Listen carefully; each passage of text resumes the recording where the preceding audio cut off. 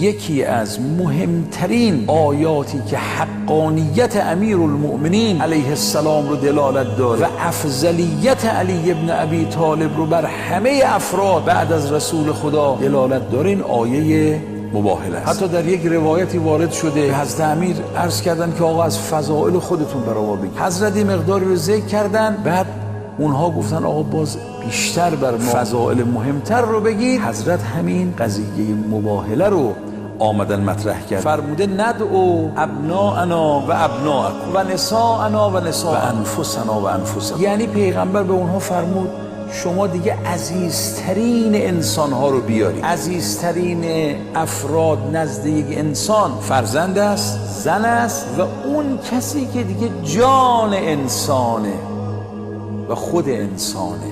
انفسنا امیرالمؤمنین علی ابن ابی طالب علیه افضل صلوات المرسلین. این آیه شریفه دلالت دارد که علی نفس پیغمبر است، خود رسول الله است، جان پیغمبر است. چرا ما دنبال این سوال و پاسخ به این سوال باشیم که چرا در قرآن اسم علی نیامده؟ از این بهتر که قرآن انفس رو و نفس پیامبر رو علی برش اطلاق کرده، برای علی نفس پیامبر اطلاق کرده.